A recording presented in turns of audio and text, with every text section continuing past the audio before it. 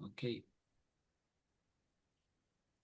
Ok. Então, colegas, como eu estava a dizer, que nós hoje vamos falar sobre avaliação e planeamento de emergência. A aula de hoje vai ser muito breve e eu espero que também que seja nos nossos comentários específicos, mas se for para aprender algo, eu estou pronto para podermos aprender. Agora, como uma questão de lançamento, gostaríamos de avançar com essa questão. O que é avaliação rápida de necessidades?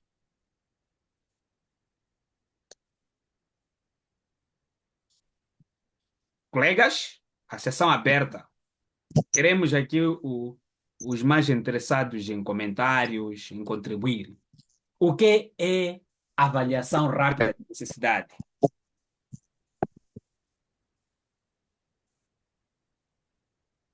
Sim, boa noite mais uma vez. Boa noite. Boa noite, A sim. avaliação rápida, sim, a avaliação rápida de necessidade seria um processo usado em emergências humanitárias, muito mais para poder identificar de forma rápida e inicial quais são as necessidades mais urgentes que a população afetada necessita. Então, esta mesma avaliação ajuda para orientar e tomar decisões prioridade, em relação à prioridade da assistência na hora e no dia da crise. Ok. Mas outros comentários, se levantar mão será melhor para não estiver esse a falar e de repente quer falar outra pessoa, conforme combinamos ontem.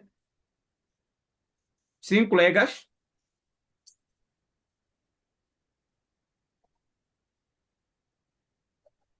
Colegas? Mais uma outra pessoa quer nos dar a definição do que é avaliação rápida das necessidades?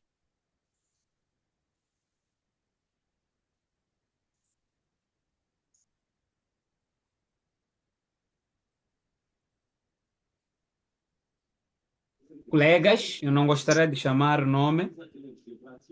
Sim, docente. Boa noite, colegas. Boa noite, docente. Mais uma vez, me chamo Fernandes Pereira. Avaliação rápida de necessidade é um método usado para identificar em pouco tempo as principais necessidades de uma população ou comunidade, especialmente em situações urgentes. Que elas podem ser comuns em alguns contextos. Por exemplo, desastres naturais, crises humanitárias, emergências de saúde, e dentre outras. Obrigado. Ok. Mais uma voz feminina gostaria de comentar? Alô, formadores. Sim, sim. Boa noite. Boa noite. Alô. Alô, sim, alô. Dizer que a avaliação. Alô, Alô, consegue me sim. ouvir? Perfeitamente. Alô? Ah. Alô, Dizer que a sim. avaliação e planeamento de emergência. Alô? Pode avançar. Eu estava a dizer, avaliação e planeamento de emergência é um processo contínuo para entender os riscos e criar um plano para lidar com eles, visando minimizar impactos e proteger vidas e bem. Ok. Mais um colega gostaria de acrescentar ou podemos avançar?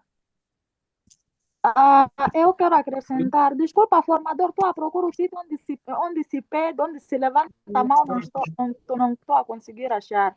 À Mas eu vontade. gosto, Sim, gostaria de acrescentar, não foge muito do que os colegas falaram, a avaliação rápida das necessidades, ela é muito mais usada para entender a situação de uma maneira rápida.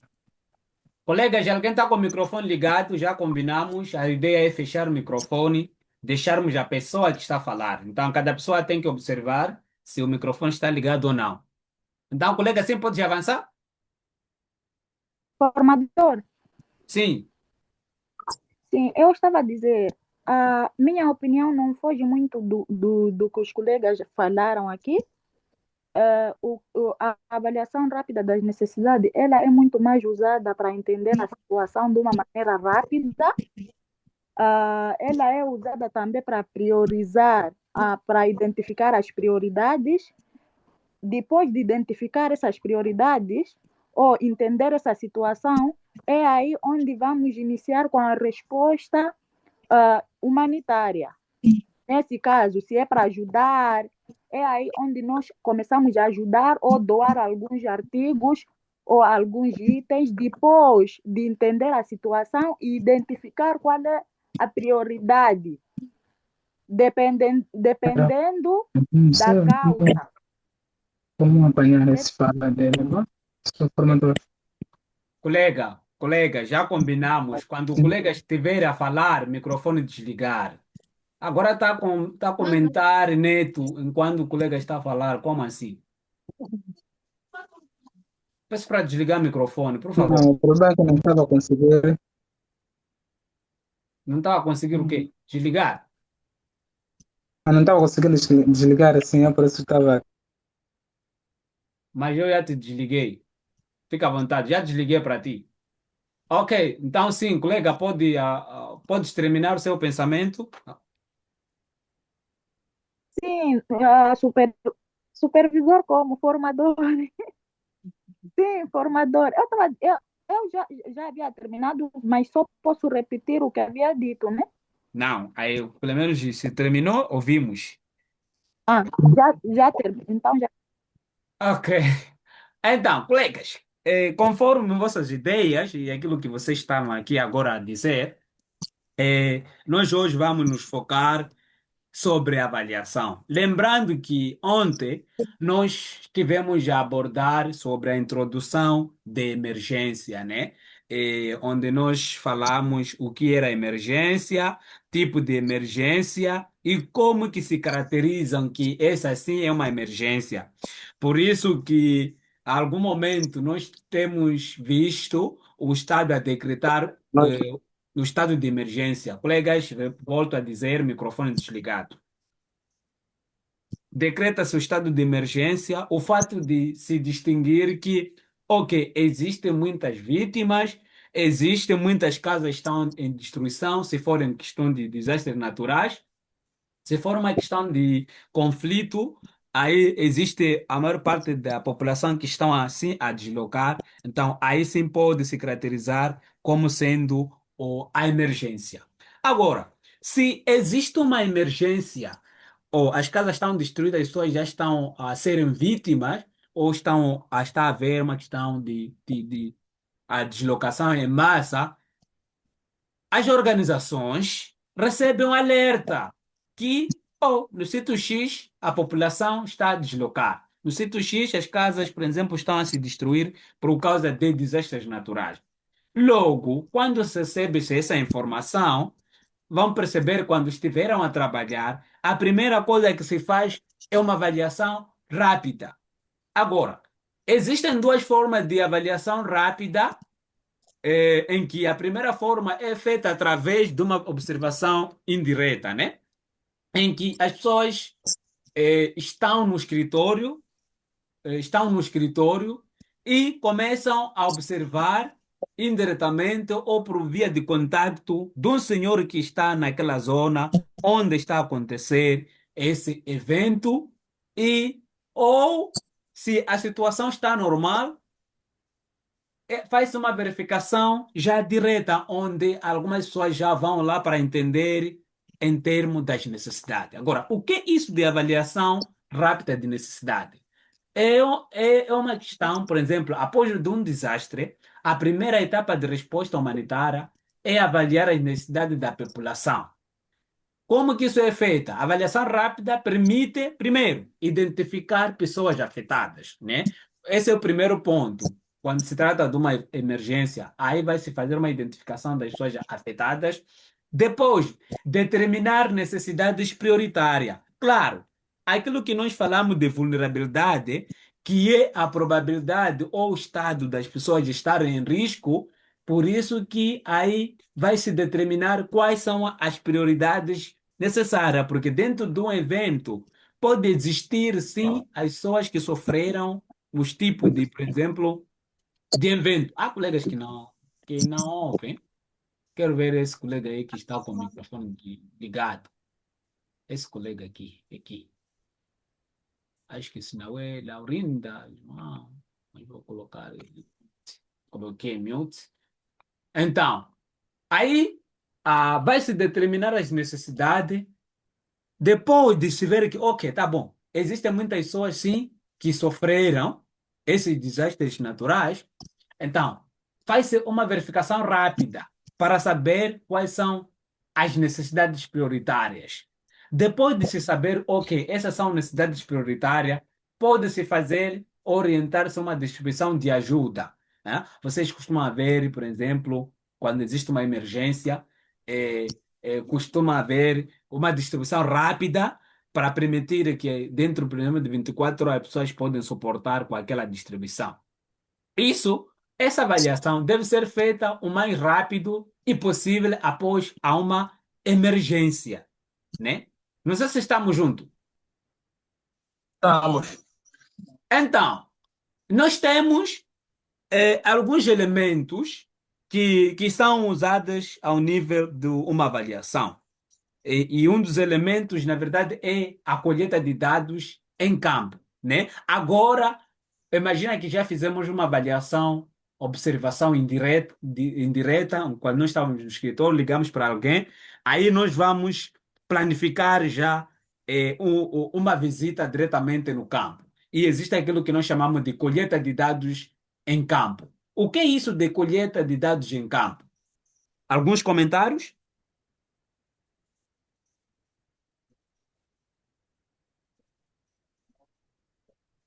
Aqui. Sim, sim. Eldino? Sim, sim. Sim, Boa noite, informador. boa noite. Boa noite. Sim, consegue perceber? Claramente, com toda a qualidade. Tá bom, obrigado. Sim, em falar de coleta de dados em campo, e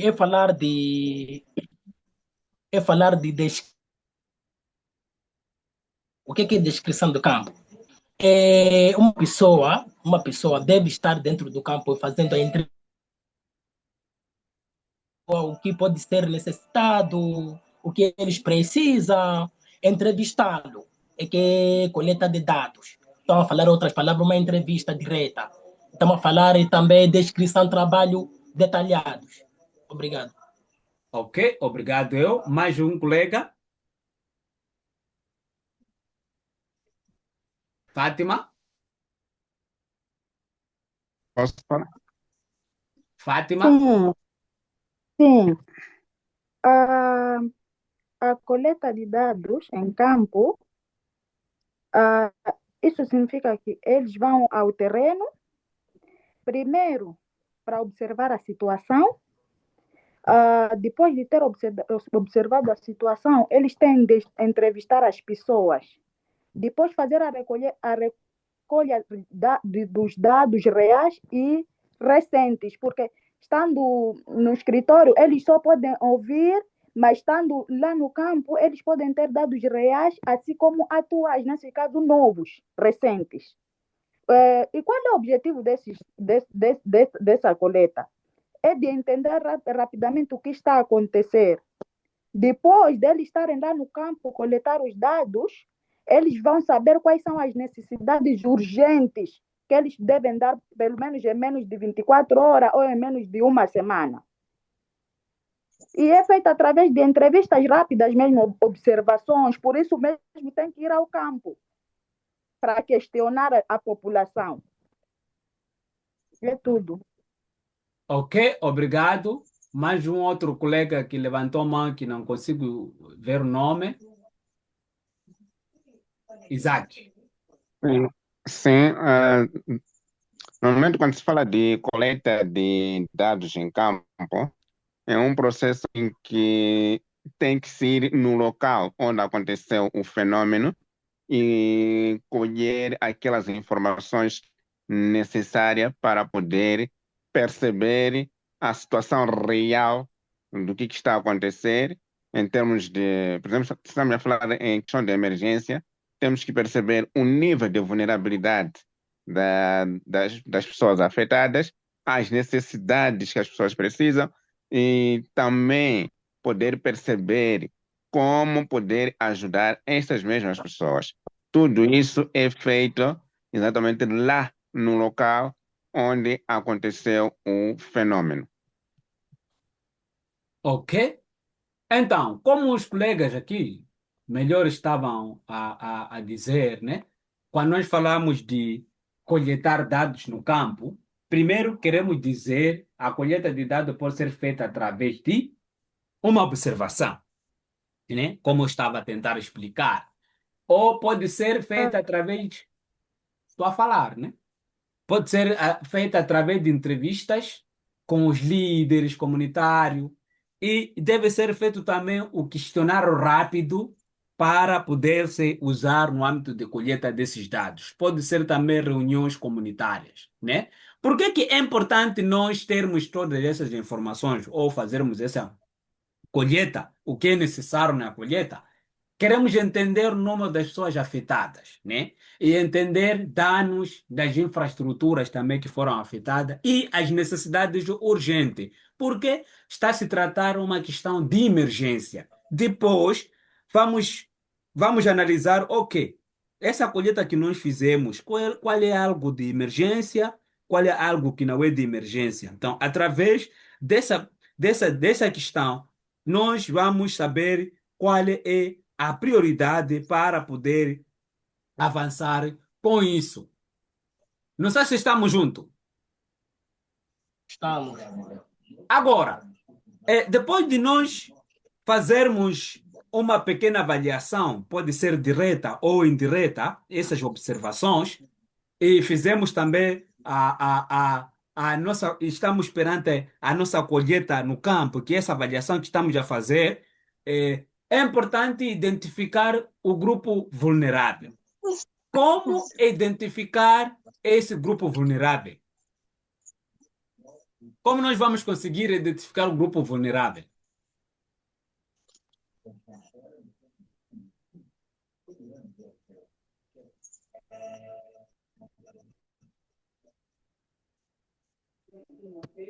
Grupos vulneráveis, desculpa, posso, Sim, sim. posso avançar? Sim, Sim, sim, sim. pode. Obrigado. Grupos vulneráveis são aqueles que enfrentam riscos maiores devido a fatores como pobreza, falta de acesso aos serviços, doenças, discriminação, e também são aqueles que tiveram um isolamento social, que, por exemplo,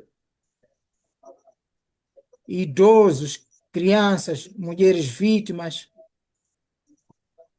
e, e dentre outros. Ok. Obrigado. Mais alguém?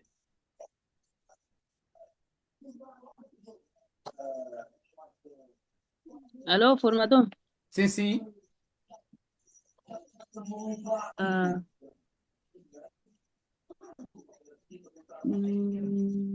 dizer Colega, que se está a pensar, temos de vamos avançar com identificar. Isaac.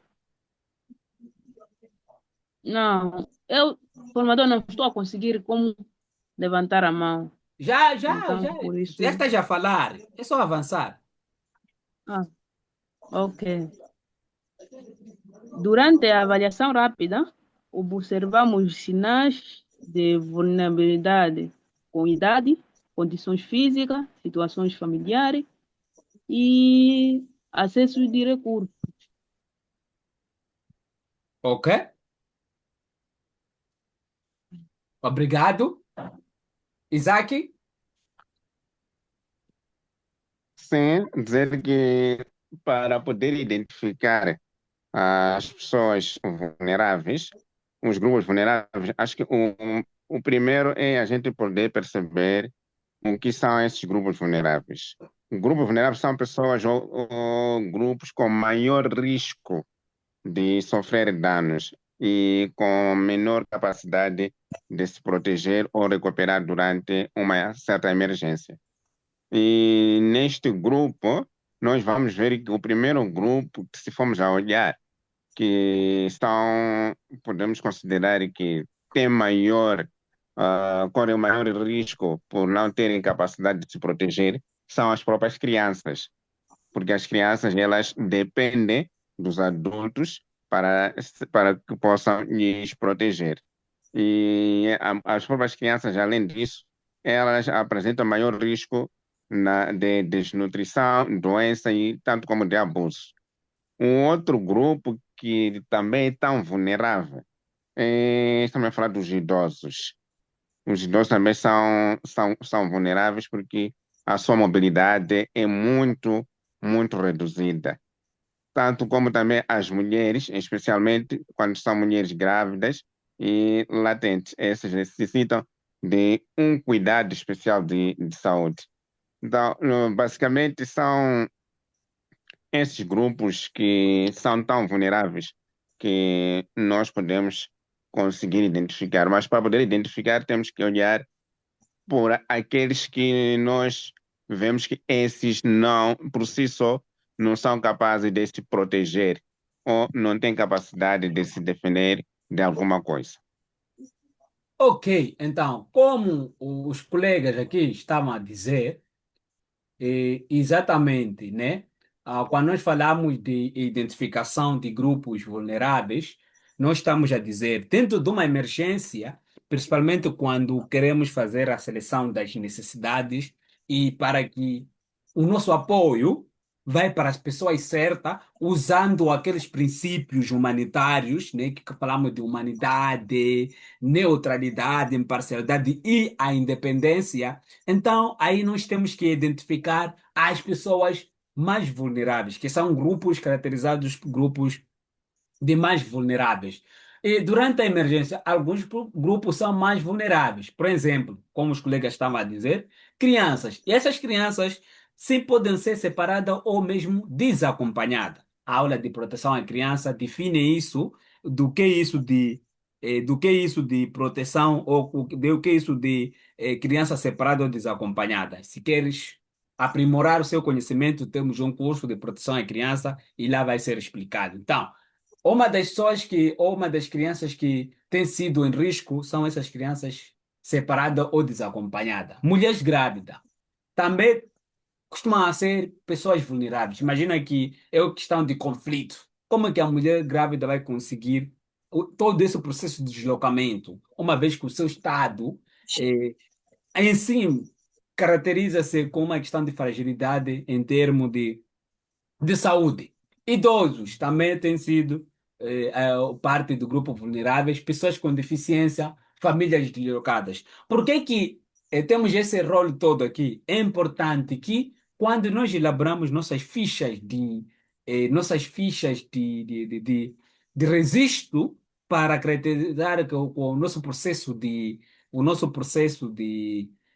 elegibilidade é preciso colocar todos esses elementos para considerar que sim, essa pessoa está na caracterização de grupos de vulnerabilidade. Porque a vulnerabilidade em si é o estado ou mesmo a probabilidade dessa pessoa estar em risco. Quando falamos de estado, é porque a pessoa já está a sofrer essa certa situação. Agora, a probabilidade, ok, a pessoa ainda não sofreu, mas sabemos que, opa, veja só, essa pessoa está perto de rio.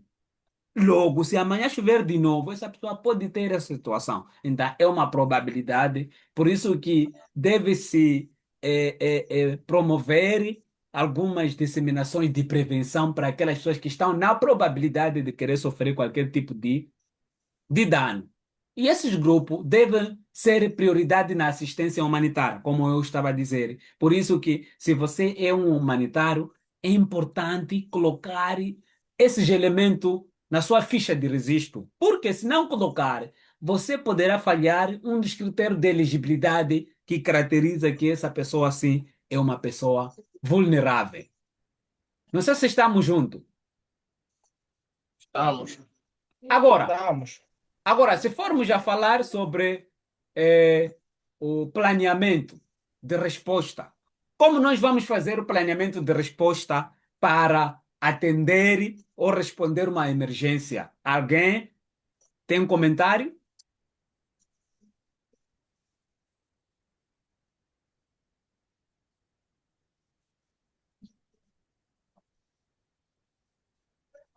Colegas?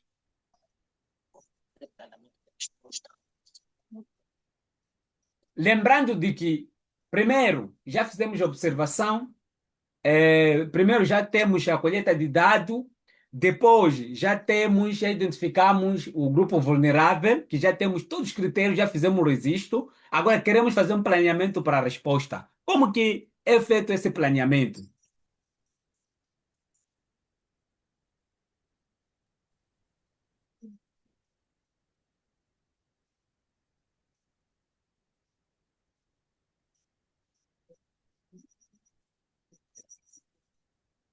Alô, consegue me ouvir, João? Sim, boa noite. Eu acho que uma das maneiras para fazer planeamento é fazendo simulações com a comunidade, isto é, preparando a comunidade a prevenir essas situações. Isto é, dando palestras de como agir na altura de uma emergência, assim em diante. Obrigado. Ok, obrigado. Mais o segundo colega que levantou a mão. Sim, pode avançar.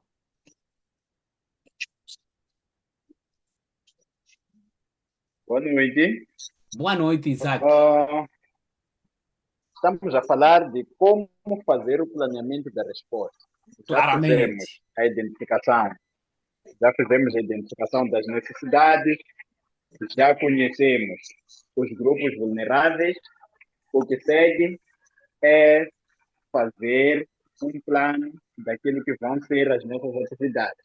A Ok. partir de quê? Das necessidades que nós teremos feito o levantamento. Já sabemos quais são as necessidades dos nossos grupos vulneráveis. Então, é aí onde vamos desenhar um plano sobre como vamos executar para podermos proteger essas crianças, ou então, se estamos a falar de outros grupos vulneráveis, crianças, mulheres grávidas por aí, então como é que vamos fazer para minimizar os danos para esses grupos vulneráveis? Obrigado. Ok. Então, colegas, Eldino? Sim. E nada foge a ideia dos colegas. E o que tenho a acrescentar como fazer este planeamento de resposta, primeiro, as entidades devem fazer estudo no campo e saber identificar os riscos em que as pessoas passam e atribuir uma responsabilidade. E estamos a falar de saber quais são os impactos, que neste caso tem esse impacto negativo e positivo. E quase isso, né? Eu tenho para contribuir. Ok. Outro colega? Isaac já falou. Então, colegas, Tá certo? sim, sim. Sim, para poderem fazer o planeamento de resposta, depois de termos escolhido aquilo que são as informações, primeiro temos que analisar a situação.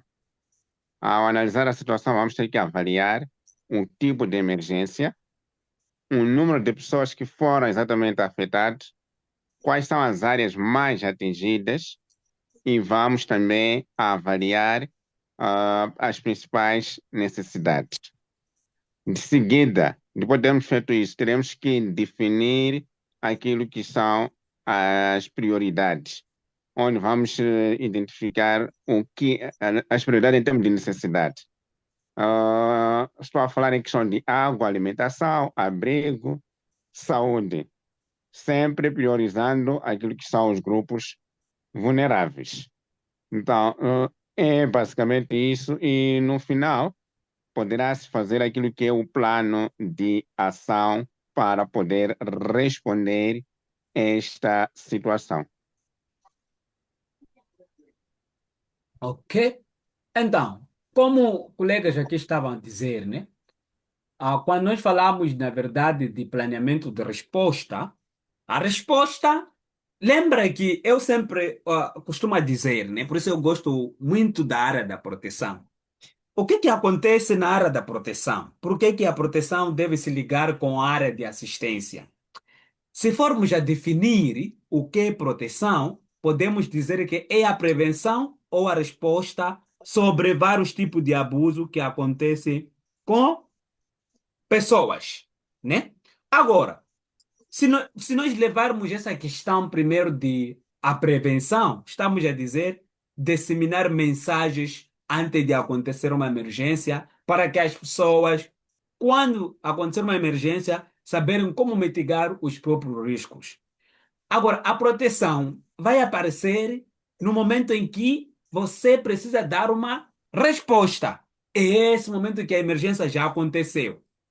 Agora, se nós começarmos a falar todo esse rol a partir da identificação das necessidades, grupo vulnerável, temos essa parte da resposta, tá? Temos essa parte da resposta. Por que que nós vamos dar resposta? Vamos dar resposta porque nós já identificamos que aqui sim existe um problema de proteção. Por isso que os colegas da assistência, colegas que trabalham na nossa área de assistência, eles também trabalham com estritamente coordenação com a proteção, porque a proteção vai dizer sim, ali existem pessoas que foram sim deslocadas, sofrem isso. Então, os colegas já vão fazer essa distribuição, porque trabalhar em coordenação, que tem problemas de proteção, que é essa questão de deslocamento, criança desacompanhada, mulher grávida, que é essa dignidade toda da população. Por isso que fala-se que a proteção tem que coordenar com assistência. Agora, nessa parte da resposta, depois da avaliação, é necessário desenvolver um plano de resposta. O plano deve incluir, primeiro, objetivos claros.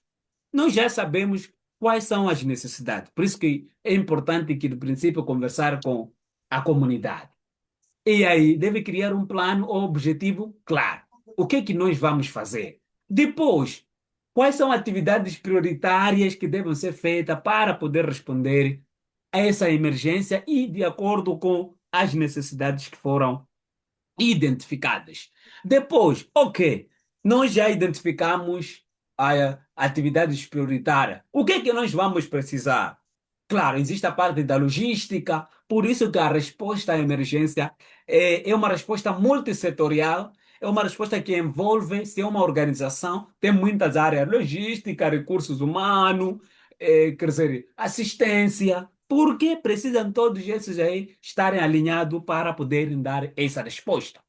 Coordenação entre organizações é importante. Não é só, por exemplo, eu sou da VJL Service, já identifiquei as necessidades, eu já estou a sair, vou dar a resposta. Preciso saber se a outra organização não vai dar a mesma resposta que eu vou dar. Está a perceber? Porque para não haver essa questão de duplicação do esforço, nós na área humanitária chamamos de duplicação do esforço quando, por exemplo, a VJL com uma outra organização vão dar os mesmos recursos às mesmas pessoas, enquanto existem outros tipos de necessidades que podem ser, sim, dadas. Então, aí que é importante ter essa coordenação entre as organizações. Um bom plano garante o uso eficiente dos recursos. Por que que isso é importante?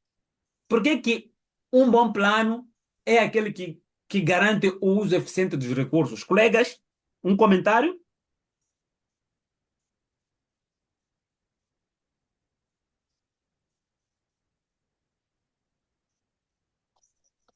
Não, garanto.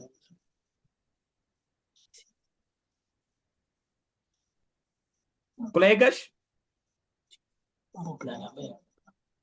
Colegas, comentários? Por que que um bom plano garante o uso eficiente dos recursos?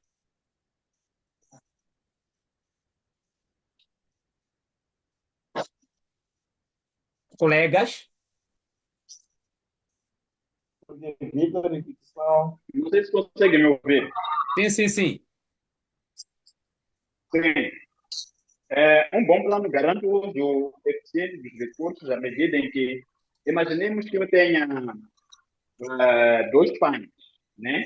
Tenho dois pães e eu tenho que dar a duas pessoas. Mas, entretanto, porque não fiz um planeamento ou uma coordenação com outras organizações, ou o meu estudo falhou de alguma forma, eu vou levar os dois pães, vou dar a uma única pessoa, quando há, se calhar, uma ou mais duas pessoas que estão a precisar. Então, acredito mesmo nessa questão de que o bom plano vai garantir o uso eficiente dos recursos, porque vai permitir com que os recursos disponíveis sejam distribuídos pelas suas necessidades com alguma equidade, né? Ok. Mais um colega gostaria de deixar aqui o seu comentário, Isaac, sim? Sim, para mim tenho a dizer o seguinte: um bom plano ele ajuda a poder fazer a distribuição ou para outra, ajuda no uso eficiente dos recursos. Por quê? Porque ela organiza as coisas em termos de o que se precisa, quem precisa, quando é que se precisa e como fazer. E também esta questão de eficiência, ela poderá evitar o desperdício de recursos e também poderá priorizar quem mais precisa destes tais recursos e, por cima, poderá melhorar aquilo que é a coordenação. Exatamente isso. Como os colegas aqui estavam a dizer, é importante fazer um bom plano ou um plano eficiente, porque está cheio das organizações e estando cheio das organizações em termos de recursos que não são exatamente que cobrem todas as necessidades. Então, essa coordenação com as outras organizações vai facilitar se saber se, ok, se aquela organização se vai ajudar ali onde é que nós temos que ajudar. Por isso que é importante fazer esse plano eficiente. Agora, aqui temos exercícios coletivos, que é simulação de avaliação necessários. Como os colegas ali estão naquele grupo que a gente acabamos assim criando e alguns também tentamos falar agora que para as pessoas que estão aqui a participar que não passaram daquele processo poderão sim poderão sim fazer essa questão para poder avançar. Agora, depois poderemos partilhar os exercícios no sentido que os colegas possam sim resolver, os colegas possam resolver o mais breve possível.